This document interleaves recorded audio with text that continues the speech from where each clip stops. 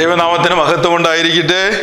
ഇവാനിയൻ വഴിയുടെ ആ ഒരു കൾമിനേഷനിലേക്ക് എല്ലാവർക്കും സ്വാഗതം.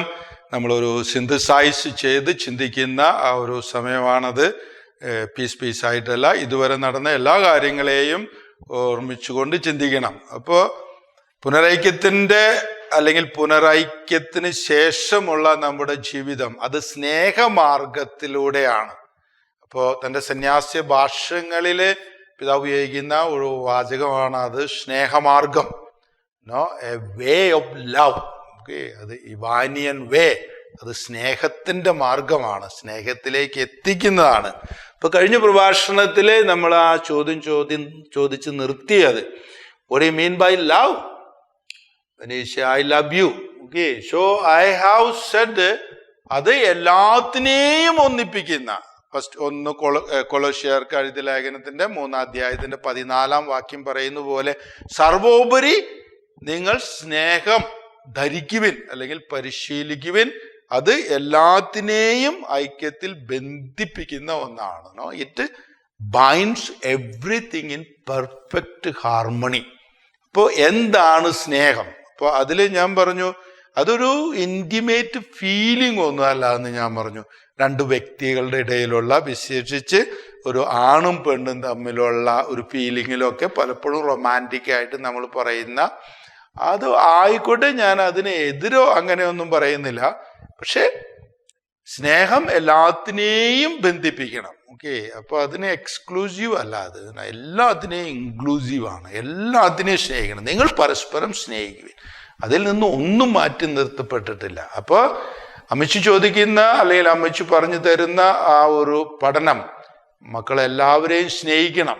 അങ്ങനെ അത് പട്ടീനെയും പൂച്ചേനെയും മലേനെയും എല്ലാത്തിനെയും സ്നേഹിക്കണം. So when I say I love U, അത് ഞാൻ ചെയ്യേണ്ട ഒരു കർമ്മമാണ്. സോ ഫസ്റ്റ് ഓഫ് ഓൾ സ്നേഹം എന്താണെന്നുള്ള ഒരു മനനം നമ്മൾ നടത്തുമ്പോൾ it should know that it's a decision. Okay, it doesn't just happen like that എന്ന് പറയുന്നത്. Just happen like that. I love you, ഞാനാ സ്നേഹിക്കണേ. ഓക്കെ, അപ്പോൾ എൻ്റെ ഒരു തീരുമാനമാണ് ഈ സ്നേഹിക്കല്. So when you say I love you, if you say I love you, ഈ ലവ് എന്താണ്? പലരും പലതും പറയും. ഓക്കെ, പലരും പറയും നിന്നെ ഞാൻ ശുശ്രൂഷിക്കാം, പിന്നെ ഐ ശുശ്രൂഷ് യു എന്ന് പറഞ്ഞാൽ. പക്ഷെ then അങ്ങനെ പറയുമ്പോൾ അത് പൊട്ടിപ്പോണ പോലെ നമുക്ക് തോന്നും. സ്നേഹം ഈ ശുശ്രൂഷ മാത്രമാണോ? അല്ലെങ്കിൽ giving some gift, so I gift you എന്ന് അതിനെ മാറ്റി പറയാൻ പറ്റുമോ? അപ്പൊ നമ്മളൊരു കാര്യം ചിന്തിച്ചിട്ട് അതിനെ ഇങ്ങനെ വലിച്ചു നോക്കണം. അത് ജീവിതത്തിന്റെ എല്ലാ തുറകളെയും ബന്ധിപ്പിക്കുകയോ ജീവിതത്തിന്റെ എല്ലാത്തിനെയും ബന്ധിപ്പിക്കുകയോ എന്ന് നോക്കണം. അപ്പൊ വലിക്കുമ്പോൾ പൊട്ടിപ്പോവാണെങ്കിൽ then no, love has got more meaning than that. Okay, അത് വീണ്ടും അതിൽ ഒത്തിരി കാര്യങ്ങൾ എടുക്കും. കാരണം ദൈവം സ്നേഹമാകുന്നു. ഓക്കെ, അപ്പോൾ അത് ഒന്നിനെയും മാറ്റി നിർത്തുന്നില്ല. സോ ദൈവം സ്നേഹമാകുന്നു. അപ്പോൾ ആ സ്നേഹത്തിൻ്റെ സാരൂപ്യത്തിലേക്ക് അല്ലെങ്കിൽ ദൈവസമ്പാദനം എന്ന് പറയുന്ന ഭാവത്തിലേക്ക് കടക്കുമ്പോൾ നമ്മളും അതുപോലെ എല്ലാത്തിനെയും സ്നേഹിക്കുന്ന വ്യക്തികളായിട്ട് മാറണ്ടേ? അപ്പൊ എന്താണ് ദൈവം എവഞ്ചലി ചെയ്യുന്നത്, അല്ലെങ്കിൽ എന്താണ് ദൈവത്തിൻ്റെ അൾട്ടിമേറ്റ് തിങ്കിങ്? എൻ്റെ ചിന്തകളും ദൈവചിന്തകളും. ഹൗ? അപ്പൊ 6 ഞാൻ പറഞ്ഞു. That 7th one is love. Okay, love അത് എല്ലാത്തിനെയും നിറയ്ക്കുന്ന ദൈവഭാവം അല്ലെങ്കിൽ ദൈവം എന്ന് പറയുന്ന ആ സമ്പാദനത്തിലേക്ക് നമ്മളെ കടത്തിവിടും. അപ്പോൾ പറയും നിങ്ങൾ പരസ്പരം സ്നേഹിക്കുവിൻ, അതുവഴി ലോകം അറിയും നിങ്ങൾ എൻ്റെ ശിഷ്യരെന്ന്. ഓക്കെ, ദാറ്റ് സ്നേഹം. സോ ചിലപ്പോൾ when I say I love you എന്ന് പറയുമ്പോൾ ആളുകൾക്ക് കിട്ടില്ല, അതിൻ്റെ മീനിങ് ആണ് കിട്ടില്ല. അപ്പോൾ നമ്മൾ എന്ത് ചെയ്യണേ? ഒരു മെഡിറ്റേഷൻ എങ്ങനെയാണ് നടത്തുക? നമ്മൾ അതിനെ ഒരു പ്രിൻസിപ്പിൾ ഓഫ് എലിമിനേഷൻ എന്ന് പറയും. ഇപ്പൊ ഒരു സാധനം ദിസ് ഈസ്, ഇതാണ് എന്ന് നമുക്ക് പറയാൻ പറ്റുന്നില്ലെങ്കിൽ നമ്മൾ എന്ത് ചെയ്യും? നമ്മൾ വാട്ട് ഇറ്റ് ഈസ് നോട്ട്, അത് എന്തല്ല എന്ന് പറയാൻ തുടങ്ങും. ഇതല്ല ഇതല്ല ഇതല്ല എന്ന് പറയും. അപ്പോൾ ദിസ് ഈസ് പൊന്തി വരും, ഇതാണ് എന്നുള്ള പൊന്തി വരും. So I will supply with another word, I like you. Like I like you. നമ്മൾ what is the difference between I like you and I love you? ഞാൻ നിന്നെ സ്നേഹിക്കുന്നു, ഞാൻ നിന്നെ ഇഷ്ടപ്പെടുന്നു, അല്ലെങ്കിൽ what is the difference that is it same thing എന്ന് ചോദിക്കുക. അപ്പൊ ആളുകൾ പലതരത്തിൽ പറയും. പക്ഷേ ഞാൻ ഭാഷയിലേക്കൊക്കെ കടന്നു പോകാൻ നോക്കുക.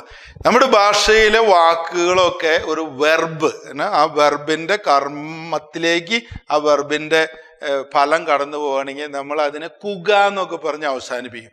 സ്നേഹിക്കുക, താമസിക്കുക, വരുക, പോവുക, തിന്നുക എന്നൊക്കെ പറഞ്ഞിട്ട് എല്ലാം. അപ്പൊ അതൊക്കെ ഈ സബ്ജക്റ്റ് ചെയ്യുന്ന ക്രിയകളാണ്. അപ്പൊ അതിനൊരു പ്രെഡിക്കേറ്റ് വേണം അപ്പുറത്ത്. ഓക്കെ, അല്ലെ? അപ്പൊ ചെയ്യുമ്പോൾ അതിൻ്റെ അപ്പുറത്ത് ഒരു പ്രെഡിക്കേറ്റ് വരും. There is another way of വെർബുകൾ നമ്മൾ ഉണ്ടാക്കും, വെർബ് ഉണ്ടാക്കും. അതെങ്ങനെ ഉണ്ടാക്കണേ? ഒരു വാക്ക് പറഞ്ഞിട്ട് അതിൻ്റെ കൂട്ടത്തിൽ വേറൊരു സാധനം ചേർക്കണം. അപ്പൊ അതിന് ആയി എന്നുള്ളത് ചേർക്കണം, അല്ലെങ്കിൽ പെടുക എന്ന് ചേർക്കണം. ഓക്കെ, അപ്പോ നിങ്ങൾ ഇഷ്ടിക്കുക എന്ന് പറഞ്ഞൊരു വാക്ക് ഉപയോഗിക്കുക. ഞാൻ നിന്നെ ഇഷ്ടിക്കുന്നു. Do you use a word like that? ഇഷ്ടിക്കുക. We don't use. നമ്മൾ അങ്ങനെ പറയില്ല. ഇഷ്ടിക്കുക എന്ന് പറഞ്ഞ് അത് ഇഷ്ടം ആകുക, അല്ലെങ്കിൽ ഇഷ്ടപ്പെട്ടു. ആർക്ക് പെട്ടു? അതാണ് അതിൻ്റെ റിഫ്ലെക്സീവ് മീനിങ്. അത് വളരെ സ്വാർത്ഥതയുള്ള ഒരു വാക്കാണ്. അതിൻ്റെ ഫലം നമ്മളിൽ നിന്ന് ഈ കർമ്മത്തിലേക്ക് അല്ലെങ്കിൽ മറ്റുള്ളവരിലേക്ക് പോവില്ല. അത് എനിക്കാണ് ആവണേ. എനിക്ക് ഇഷ്ടമായി, എനിക്ക് നിന്നെ ഇഷ്ടമായി. ആർക്കായി? എനിക്കായി. അല്ലെങ്കിൽ ഇഷ്ടപ്പെട്ടു. ആർക്ക് പെട്ടു? എനിക്ക് ഇഷ്ടമായി എന്ന് പറയും. അത് ഹിന്ദിയിലും അങ്ങനെ വരും. പ്യാർ കിയ, ഇഷ്ക് ഹുവ, കിസ്കോ ഹുവ ആംകോ, അതുപോലെ ലഗ, കിസ്കോ ലഗ ആംകോ. ഇറ്റ്സ് വെരി സ്വാർത്ഥമുള്ള ഒരു വാക്കാണ്. അപ്പോൾ നമ്മൾ പലപ്പോഴും സ്നേഹം എന്ന് പറയുന്നതിന് പകരം ഇഷ്ടം എന്നാണ് ഉദ്ദേശിക്കണേ. എനിക്ക് നിന്നെ ഇഷ്ടമായി എന്ന് പറയും. ഇഷ്ടമായി. അപ്പോൾ ഇഷ്ടമായ എന്ത് ചെയ്യും? ഇഷ്ടമായ സ്വന്തമാക്കും.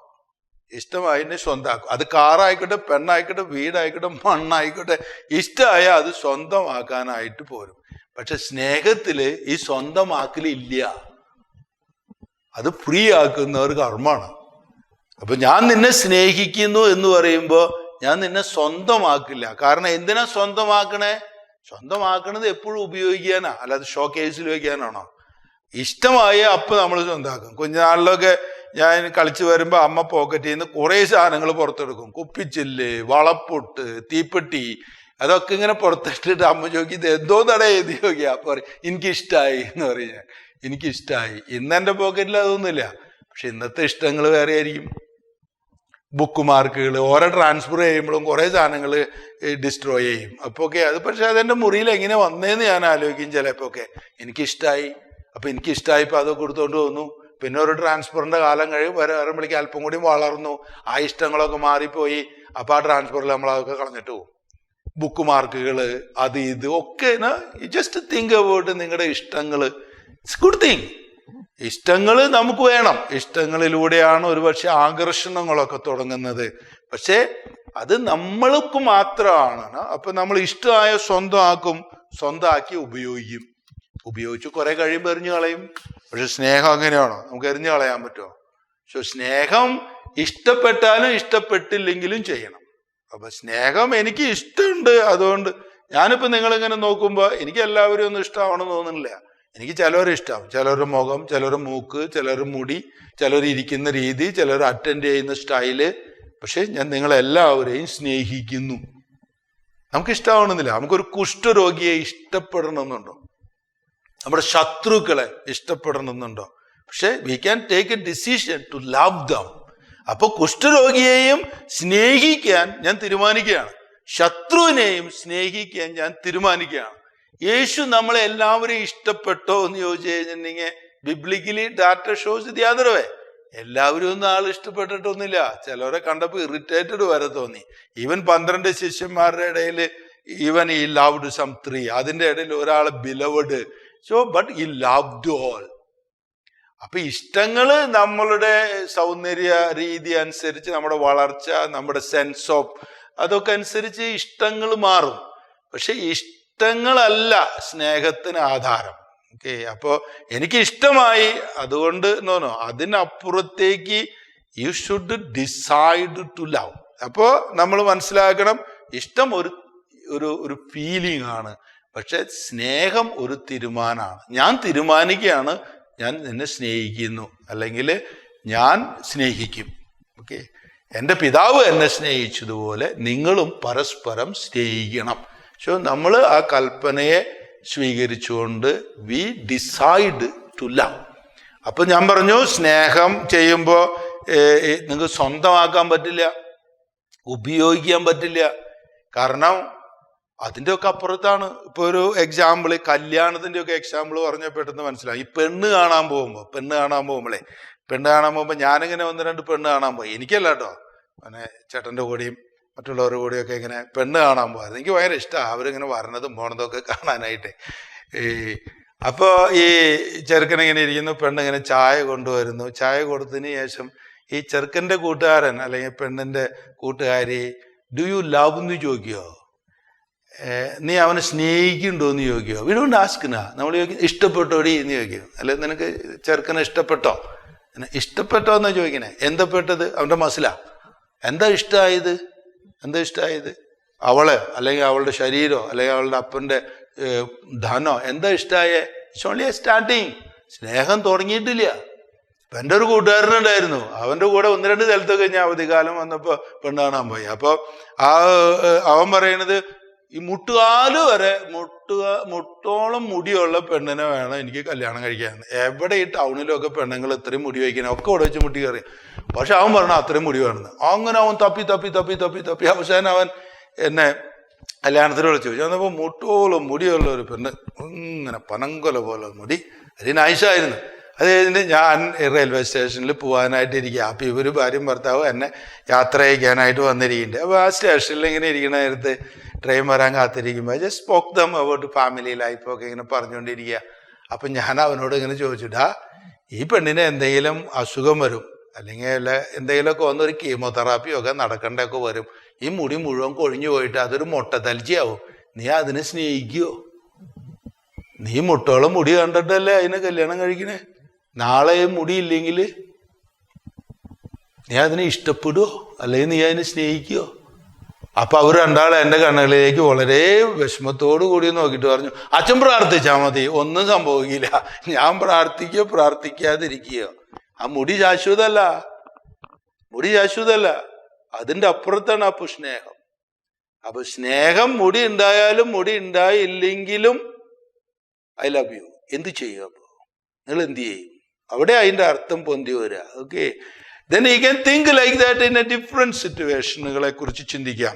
അപ്പോ മലങ്കര സഭയെ നോക്കുന്ന പിതാവ് അല്ലെങ്കിൽ പുത്തൻകൂർ സമുദായത്തെ നോക്കുന്ന പിതാവ് വേറൊരു തരത്തിൽ സ്നേഹത്തെ കാണാൻ തുടങ്ങി. ആ സ്നേഹത്തിന്റെ കാണലില് അതിന് ബദനിമെത്രാനാവുകയോ അതല്ലെങ്കിൽ അവിടെ ചില പരിഷ്കരണങ്ങൾ കൊണ്ടുവരികയോ അതിനെ ഇഷ്ടപ്പെട്ടുകൊണ്ട് ചില ചെറിയ മാറ്റങ്ങൾ പ്രൊപ്പോസ് ചെയ്യുകയോ അല്ല, അതിനപ്പുറത്തേക്ക് എത്തുന്ന വേറൊരു തലത്തിലേക്ക് കടക്കണം എന്ന് പിതാവ് മനസ്സിലാക്കാൻ തുടങ്ങി. അപ്പോ സ്നേഹത്തിന്റെ ഒരു നിർവചനം, ഓക്കെ, നമുക്ക് കുറേ കാര്യങ്ങൾ പറയണം മുന്നോട്ട് പോകാൻ, but I cut it short. ഇപ്പൊ സ്നേഹം എന്താണ് എന്നത് പിന്നീട് വചനാധിഷ്ഠിതമായിട്ട് ചിന്തിക്കാൻ തുടങ്ങി. എന്താണ് സ്നേഹം? ബൈബിളില് നമ്മൾ ദൈവം സ്നേഹമാകുന്നു, നിങ്ങൾ പരസ്പരം സ്നേഹിക്കുവിൻ എന്നൊക്കെ പറയുന്നത് പുനരൈക്യത്തിന്റെ കാഴ്ചപ്പാടുകളിൽ നിന്ന് ഹൗ ഡു യു അനലൈസ്? അപ്പോൾ നിങ്ങൾക്ക് ഒറ്റ സെന്റൻസ് കിട്ടും. ആ സ്നേഹം എന്ന് പറയുന്നത് ഇറ്റ് ഈസ് പ്രൊട്ടക്ഷൻ എന്ന് പറയും, സംരക്ഷിക്കാം.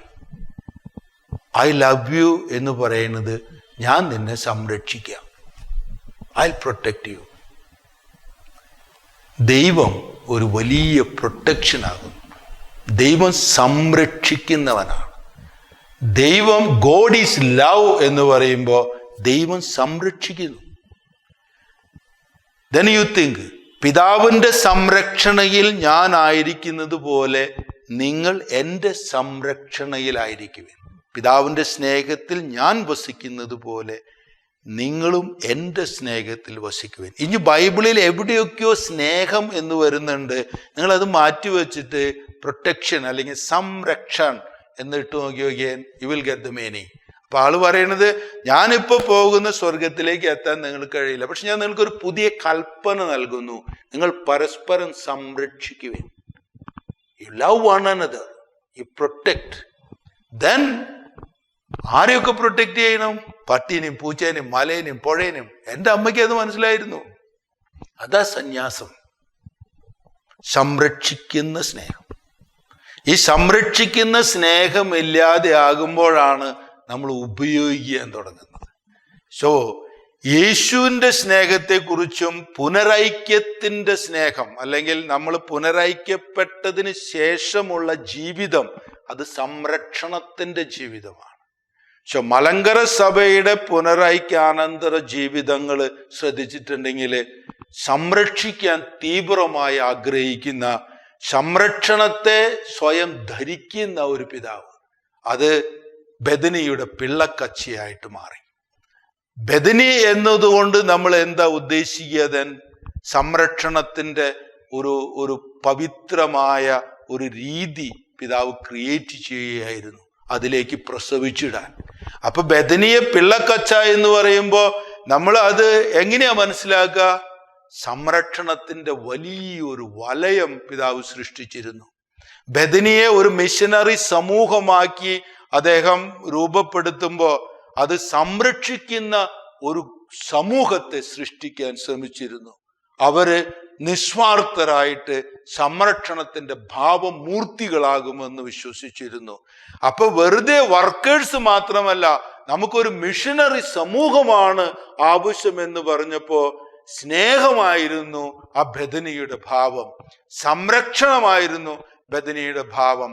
അതിൽ ആരെയും അപ്പമാക്കാതെ എല്ലാത്തിനും അതിൻ്റെ സ്പേസിനെ കൊടുത്തുകൊണ്ട് അതിനെ വളർത്തുന്ന, പോഷിപ്പിക്കുന്ന പിള്ളക്കച്ചകളായിട്ട് ബെഥനി എന്ന സ്നേഹത്തിന്റെ ഭാവത്തെ പിതാവ് സമർപ്പിക്കും. സ്നേഹമാർഗം ബെഥനിയിലൂടെ അദ്ദേഹം നമ്മളെ പഠിപ്പിക്കാൻ ശ്രമിക്കും. ബെഥനിയെ അനലൈസ് ചെയ്യണമെങ്കിലും, അല്ലെങ്കിൽ ബെഥനി എന്ന പ്രതീകത്തെ നമ്മൾ മലങ്കര സഭയുടെ ആധ്യാത്മികതയുടെ ഒരു സെന്ററായിട്ട്, അല്ലെങ്കിൽ പിതാവ് അതിനെ ചങ്കായിട്ട് പറയും. ബെഥനിയുടെ ചങ്കാണ് അല്ലെ, മലങ്കരയുടെ ചങ്കാണ് ബെഥനി എന്ന് പറയുമ്പോൾ അതിലൂടെ ശ്വസിക്കുന്നു എന്ന അർത്ഥത്തിലല്ല, സംരക്ഷണത്തിന്റെ സീറ്റ് പോലെയാണ് പറയുന്നത്. അവരുടെ കൈകളിലേക്കാണ് അതിനെ പ്രസവിച്ചിട്ടത് എന്ന് പറയുന്നത്, സംരക്ഷിക്കുന്ന കൈകൾ. കാരണം സംരക്ഷണമില്ലാത്ത സ്നേഹങ്ങള് ഉപയോഗങ്ങൾ മാത്രമാണ്. സംരക്ഷിക്കാനാണ് നമ്മൾ എല്ലാവരും ഈ ലോകത്തിലേക്ക് വന്നിരിക്കണേ. പുനരൈക്യ അനന്തരം എന്തിനാ നമ്മൾ പുനരൈക്യപ്പെടുന്നേ? സംരക്ഷിക്കാൻ, നശിപ്പിക്കാനല്ല. നമ്മൾ എന്തിനാ ഒരു സുഹൃത്തിനോട് പുനരൈക്യപ്പെടുന്നേ? അപ്പച്ചനോടും അമ്മച്ചിയോടും ഈ ലോകത്തോടും മണ്ണിനോടും മനുഷ്യനോടും മലകളോടും ഒക്കെ പുനരൈക്യപ്പെടുന്നേ? To give a promise that I shall protect you. ഇന്ന് വരെ സംഭവിച്ചതൊക്കെ നീ മറന്നുകളാ, പക്ഷെ ഞാൻ നിന്നെ സംരക്ഷിക്കാം. എന്ത് സംരക്ഷിക്കും നമ്മള്? അവന്റെ ഭാവങ്ങളെ, ഭാഷകളെ, അവനായിരിക്കുന്ന അവസ്ഥകളെ. ടോട്ടലി ഐ ലവ് യു, ഞാൻ നിന്നെ സംരക്ഷിക്കാം. എത്രമാത്രം സംരക്ഷിക്കും? എന്റെ ജീവൻ നൽകുന്നത് വരെ. അപ്പൊ പറയും, തന്റെ സുഹൃത്തിനെ സംരക്ഷിക്കുന്നതിന് വേണ്ടി സ്വന്തം ജീവൻ കൊടുക്കുന്നതിനേക്കാൾ വലിയ സ്നേഹമില്ല, സംരക്ഷണമില്ല എന്ന് പറയും. തന്റെ സുഹൃത്തിന് വേണ്ടി എന്തിനാ ജീവൻ ബലി കഴിക്കണേ? അവനെ സംരക്ഷിക്കുന്നതിന് വേണ്ടി. അങ്ങനെ നമ്മളെ സംരക്ഷിക്കുന്നതിന് വേണ്ടി കുരിശില് തന്റെ ജീവൻ വെടിയുമ്പോഴാണ് കുരിശ് സ്നേഹത്തിന്റെ പ്രതീകമാകുന്നത്, സംരക്ഷണത്തിന്റെ പ്രതീകമാകുന്നത്. അതല്ലെങ്കിൽ കുഞ്ഞുകുട്ടിക്ക് അത് മനസ്സിലാവില്ല. എല്ലാവരെയും കുരിശിന്റെ പിന്നിലേക്ക് നിർത്തി പൈശാചിക ശക്തികളോട് പറയാണ്, അവരെ തൊടണമെങ്കിൽ നീ എന്നെ നശിപ്പിക്കണം. അങ്ങനെ സ്നേഹത്തിന്റെ പര്യായമായിട്ട്, അല്ലെങ്കിൽ സംരക്ഷണത്തിന്റെ പ്രതീകമായിട്ട് കുരിശു മാറും. പുനരൈക്യപ്പെടുന്നത് സംരക്ഷിക്കാനാണ്. പുനരൈക്യപ്പെടുന്നത് ഒരു കോൺട്രാക്റ്റ് അല്ല. പുനരൈക്യപ്പെടുന്നത് അന്നാ എനിക്ക് ഇനിയും അഡ്വാൻറ്റേജ് എടുക്കണം, എനിക്ക് അല്പം കൂടി എടുത്തിട്ട് ആ ഒരു business. No, that is a business. അല്ലെങ്കിൽ compromising. It's not a compromising, it is a decision from within. ഞാൻ നിന്നെ സംരക്ഷിക്കാം. ആ സംരക്ഷണയിൽ നീ എന്നെ തിരിച്ചു കൊന്നാൽ പോലും, എന്നെ നശിപ്പിച്ചാൽ പോലും, I will be there with you. സന്യാസത്തിന്റെ ഭാവങ്ങളിലേക്ക് പിതാവ് കയറും. തന്റെ ജീവിതത്തെ യാഗപശുവിനെ പോലെ കാണും. എന്നിട്ട് പിതാവ് പറയും, വൃതത്രയങ്ങളുടെ കത്തി കൊണ്ട് അതിനെ വെട്ടിമുറിച്ചിട്ട് അതിന്റെ ഉള്ളിലുള്ള മ്ലേച്ഛതയെ പുറത്തു കളയും എന്ന് പറയും. ആ വൃതത്രയങ്ങളെ നമ്മൾ ഇവാഞ്ചലിക്കൽ കൗൺസിൽ എന്നാണ് പറയാ. ഈ സന്യാസികൾ എടുക്കുന്ന വ്രതമാണ് അത്, 3 വ്രതം. ഇപ്പൊ അത് വെറുതെ ഭാവങ്ങളായിട്ട് മാറി നിൽക്കുമ്പോൾ അതിന്റെ അർത്ഥതലങ്ങളെ മനസ്സിലാക്കാൻ കഴിയാതിരിക്കുകയാണ്. പക്ഷെ അത് സ്നേഹമാണ്. കാരണം ഞാൻ നിന്നെ സ്നേഹിക്കുന്നു എന്ന് പറഞ്ഞാൽ എനിക്ക് ഇനി ആരെങ്കിലും സ്വന്തമാക്കാൻ കഴിയോ? ഞാൻ നിങ്ങളെ സംരക്ഷിക്കേണ്ടതല്ലേ? അതുകൊണ്ടാണ് ഞാൻ കല്യാണം കഴിക്കാത്തേ. I become a celebrate. കാരണം ഈ ലോകത്തിലെ എല്ലാവരെയും ഞാൻ സംരക്ഷിക്കാമെന്നാണ് പറഞ്ഞിരിക്കുന്നത്. ഞാൻ ആരെയും സ്വന്തമാക്കില്ല. കാരണം ഞാൻ സ്വന്തമാക്കിയാൽ അതിലൊരു ഇഷ്ടം വരും. ഇഷ്ടപ്പെടാനല്ല, സംരക്ഷിക്കാനുള്ള വിളിയാണ്. സ്നേഹം അറിഞ്ഞവനെ സെലിബ്രേറ്റ് ആയിരിക്കാൻ കഴിയുള്ളൂ. സ്നേഹത്തിൽ നിറഞ്ഞവനെ സന്യാസിയാകാൻ കഴിയുള്ളൂ. ഒരുപക്ഷെ സന്യാസത്തിന്റെ അപരേഷനുകളിലോ അല്ലെ സന്യാസത്തിന്റെ ആ അടിസ്ഥാനങ്ങളെ കുറിച്ചൊക്കെ ചിന്തിക്കുമ്പോൾ സംരക്ഷിക്കുന്ന സ്നേഹത്തെ മറന്നു പോകുന്നത് കൊണ്ടാണ് അത്തരം ചിന്താരീതികൾ കടന്നു വരുന്നത്. അപ്പൊ ഞാൻ നിന്നെ സംരക്ഷിക്കുമ്പോ എനിക്ക് ഒന്നും പൊസസ് ചെയ്യാൻ കഴിയില്ല. ഞാൻ സംരക്ഷിക്കുമ്പോ എന്റെ ആണെന്നും പറഞ്ഞ് എനിക്ക് ഒന്നും കൂട്ടിവെക്കാൻ കഴിയില്ല. അതുകൊണ്ടാണ് ദാരിദ്ര്യ വ്രതമെടുക്കുന്നത്. വ്രതത്രയങ്ങളുടെ കത്തിയിലെ ഒരു കത്തിയാണത് ദാരിദ്ര്യം.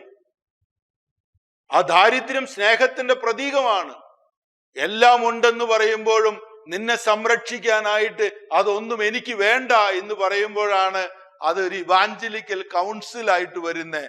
സ്നേഹമായ ദൈവത്തില് എല്ലാത്തിനെയും കൊടുക്കുന്ന, ശൂന്യനാക്കുന്ന ദൈവത്തിന്റെ ഭാവത്തിലേക്ക് വരുമ്പോഴാണ് വ്രതത്രയങ്ങൾ കൊണ്ട് മുറിക്കുമ്പോ ഉള്ളില് കാണുന്ന സംരക്ഷിക്കാത്ത സ്നേഹത്തിന്റെ തലങ്ങള്, എല്ലാത്തിനെയും സ്വന്തമാക്കാൻ അപ്പമാക്കാനുള്ള വ്യഗ്രതകള്, അതില് നമ്മൾക്ക് എല്ലാം എനിക്ക് വേണം, എല്ലാം എൻ്റെ പാദത്തിന്റെ കീഴിൽ വേണം എന്ന് പറയുന്ന ആ സംരക്ഷിക്കാത്ത കൂട്ടിവെപ്പുകള്, അഴിമതികള്, അതിനെ മാറ്റിക്കളയുമ്പോൾ ദാരിദ്ര്യ വ്രതത്തിന്റെ അർത്ഥം മനസ്സിലാവുള്ളൂ. ദാറ്റ് ബിക്കോസ് ഓഫ് ഈ ലവ്.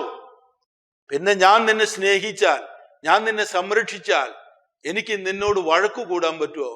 നിന്നെ ഹർട്ട് ചെയ്യാൻ പറ്റുമോ? That's why I M A servant. ഞാൻ ഒബീഡിയന്റ് ആവുന്നത്. കാരണം ആ ഒരു ശുശ്രൂഷയ്ക്ക് സ്നേഹിക്കുന്നവന് ഒരിക്കലും റിബല് ചെയ്യാൻ കഴിയില്ല, ഒരിക്കലും നിങ്ങളെ ഹർട്ട് ചെയ്യാൻ കഴിയില്ല.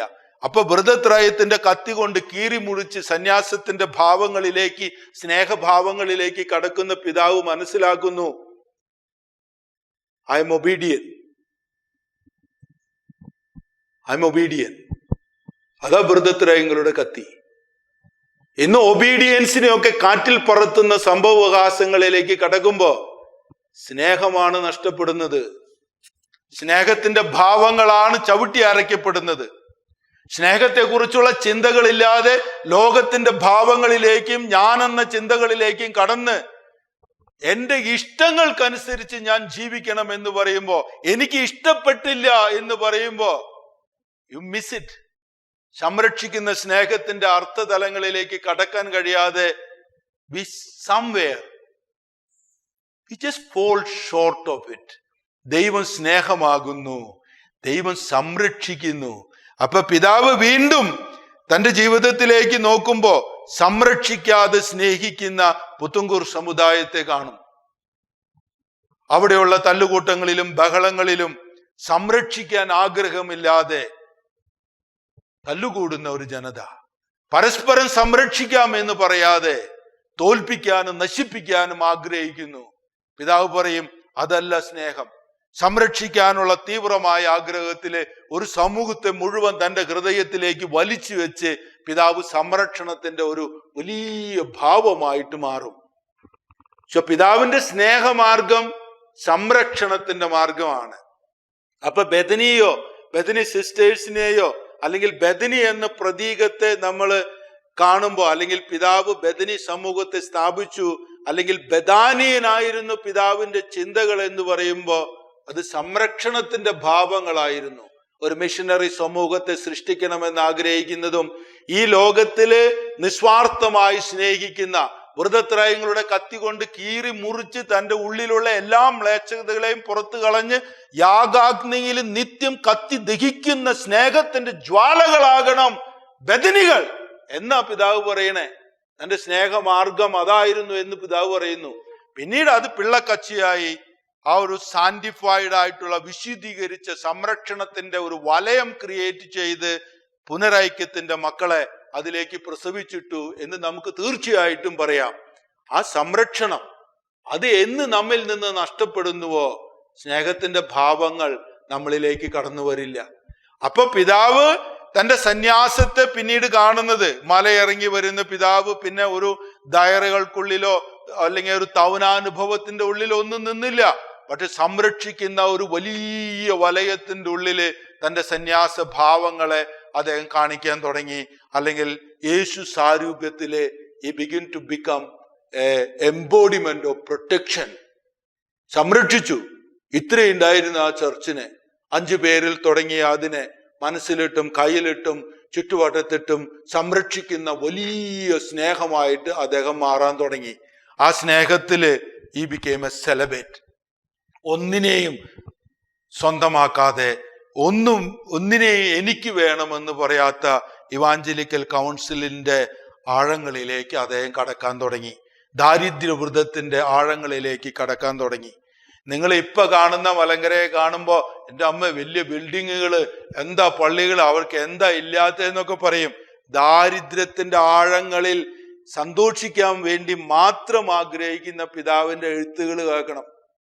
2 അണയുടെ കുർബാനയ്ക്ക് വേണ്ടി എല്ലാവരുടെയും അടുത്ത് കൈ നീട്ടുന്ന, എല്ലാവരുടെയും അടുത്ത് ബെഗ് ചെയ്യുന്ന, എല്ലാത്തിനെയും സംരക്ഷിക്കാൻ വേണ്ടി തൻ്റെ ജീവിതത്തിന്റെ എല്ലാത്തിനെയും കൊടുത്തിട്ട് can you help me, can you help me എന്ന് വീണ്ടും വീണ്ടും ബെഗ് ചെയ്യുന്ന ഒരു പിതാവിനെ കണ്ടിട്ടുണ്ടോ?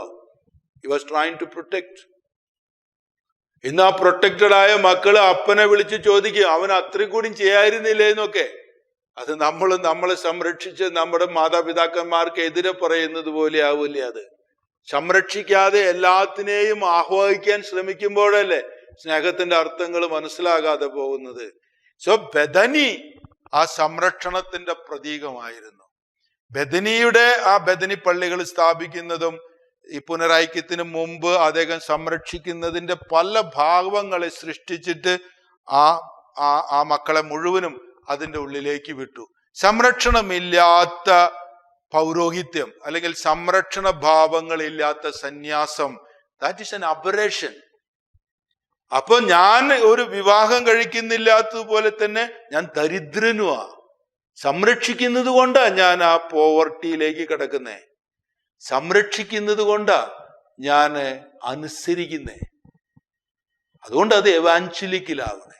ഇപ്പൊ സന്യാസ ഭാഷങ്ങളിൽ വ്രതത്രയങ്ങൾ കൊണ്ട് കീറി മുറിച്ച് ഉള്ളിലുള്ള മ്ലേച്ഛതയെ കളഞ്ഞു എന്ന് പറയുമ്പോൾ സംരക്ഷിക്കാനുള്ള തീവ്രമായ ആഗ്രഹത്തില്. ചാനൽ ചർച്ചകളിലൊക്കെ നമ്മൾ ശ്രദ്ധിക്കണം. സന്യാസം എന്ന ഭാവത്തെ കുറിച്ച് പറയുമ്പോൾ എന്താണ് ദാരിദ്ര്യവ്രതം, അല്ലെങ്കിൽ എന്താണ് അനുസരണം, എന്താണ് ഈ സന്യാസി എടുക്കുന്ന ബ്രഹ്മചര്യം, അത് എന്തിൽ നിന്ന് പൊന്തി വരുന്നു? അത് സംരക്ഷിക്കാനുള്ള തീവ്രമായ ആഗ്രഹത്തിൽ നിന്നാണ് അത് പൊന്തി വരുന്നത്. അപ്പൊ സംരക്ഷണമില്ലാത്ത ഒരു സെലിബസി, സംരക്ഷിക്കാത്ത ദാരിദ്ര്യം, സംരക്ഷിക്കാത്ത അനുസരണമൊക്കെ അബറേഷൻസുകളാണ്. അപ്പൊ എനിക്ക് ഒന്നിനെയും അനുസരിക്കാൻ കഴിയില്ല, അല്ലെങ്കിൽ ഞാൻ എൻ്റെ ദാരിദ്ര്യ വ്രതത്തെ ലൈറ്റായിട്ട് കാണുന്നു, അല്ലെങ്കിൽ ഞാൻ എൻ്റെ ബ്രഹ്മചര്യ വ്രതത്തെ ഒരുതരം അഡ്ജസ്റ്റ്മെന്റുകളായിട്ട് കാണുന്നു എന്ന് പറയുമ്പോൾ ആ വ്യക്തി സ്നേഹഭാവങ്ങളിലേക്ക് വളർന്നിട്ടില്ല എന്നാണ് കാണിക്കുന്നത്. നമ്മൾ എല്ലാവരും ആ സ്നേഹഭാവത്തിൽ വളരണം. സോ പിതാവിന്റെ ചിന്തയില് സ്നേഹം സംരക്ഷണമാണ്. അത് കുരിശിൽ നിന്ന് പഠിക്കുന്നതാണ്. തന്റെ പുത്രനെ കൊടുത്ത് ഈ ലോകത്തെ സംരക്ഷിക്കുന്ന പിതാവ്. സംരക്ഷണം പിതാവിന്റെ മനസ്സില് പിന്നീട് എല്ലാ കാര്യങ്ങളിലും, അത് ബാലികമാരുടെ പഠനങ്ങളെ കുറിച്ച് ആയിക്കോട്ടെ, അല്ലെങ്കിൽ അമ്മമാരുടെ ആ ഒരു പഠിപ്പിക്കുന്ന നല്ല കുടുംബങ്ങളാവണം, എൻ്റെ സഭയ്ക്ക് ഇങ്ങനെയുള്ള കാര്യങ്ങൾ ഉണ്ടാകണം, ഒക്കെ ആ ഒരു സംരക്ഷണ ഭാവത്തിൽ നിന്ന് കടന്നു വരും. ദെൻ സംരക്ഷിക്കാനുള്ള ഭാവങ്ങളിലെ അതിൻ്റെ സിറ്റുവേഷനുകളൊക്കെ ക്രിയേറ്റ് ചെയ്യും. അതിൽ എത്രമാത്രം ദാരിദ്ര്യ ഭാവങ്ങൾ, എത്രമാത്രം അനുസരണയുടെ ഭാവങ്ങൾ, അതൊന്നും ഇല്ലാതെ നമ്മളിപ്പോൾ സന്യസ്തരെ കുറിച്ചോ അല്ലെങ്കിൽ നമ്മുടെ ജീവിതത്തെ കുറിച്ചോ ഒക്കെ ചിന്തിക്കുമ്പോൾ നമ്മൾ മേ ബി യുണൈറ്റിംഗ് പീപ്പിൾ ആയിരിക്കാം, യേശു ശിഷ്യരായിരിക്കാം, പക്ഷെ ആ ഫുൾഫിൽമെന്റ്, നമ്മുടെ ജീവിതത്തിന്റെ ആ ഫുൾഫിൽമെന്റ്, അപ്പനും അമ്മയും ആകുന്നതിന്റെ, നമ്മളൊക്കെ വൈദികരാകുന്നതിന്റെ ഒക്കെ ഫുൾഫിൽമെന്റ് എന്താണ്?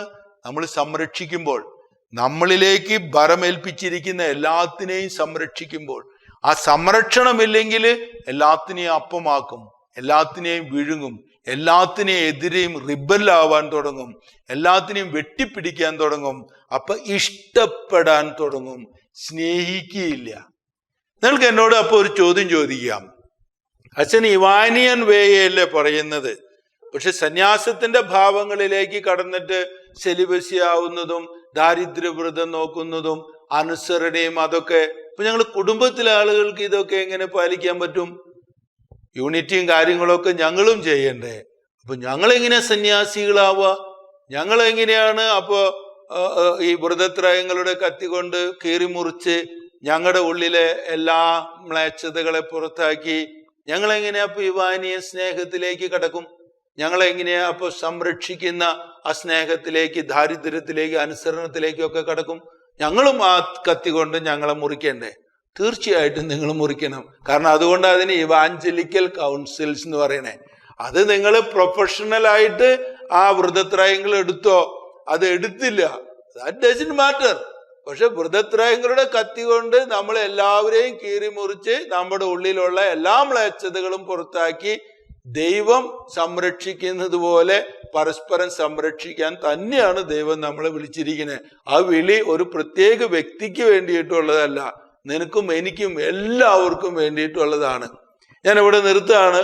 തിരിച്ചു വരുമ്പോൾ നമ്മൾ ഈ ചോദ്യത്തിന്റെ ഉത്തരം പറയുന്നതായിരിക്കാം. വ്രതത്രയങ്ങളുടെ കത്തി കൊണ്ട് അപ്പൊ എങ്ങനെ ഒരു അൽമായൻ അല്ലെങ്കിൽ ഒരു സാധാരണ വ്യക്തി, ഒരു സന്യാസിയല്ല, അല്ലെങ്കിൽ ഒരു പുരോഹിതനല്ല, അല്ലെങ്കിൽ ഒരു പ്രൊഫഷണലി അങ്ങനെ ഒരു സന്യാസ ജീവിതത്തിലേക്ക് ഒന്നും കടന്നിട്ടില്ല, പക്ഷെ സംരക്ഷിക്കുന്ന സ്നേഹത്തിലേക്ക് പിന്നെ എങ്ങനെ വളരും? കൂട്ടായ്മയുണ്ട്, പക്ഷെ അതിന്റെ അപ്പുറത്തേക്ക് അവന്റെ ജീവിതത്തെ അവൻ എങ്ങനെ വളർത്തും? അത് നമ്മൾ തിരിച്ചു വരുമ്പോൾ നമ്മൾ പിതാവിനോട് കൂടെ വീണ്ടും ചിന്തിക്കുന്നതായിരിക്കാം. Thank you.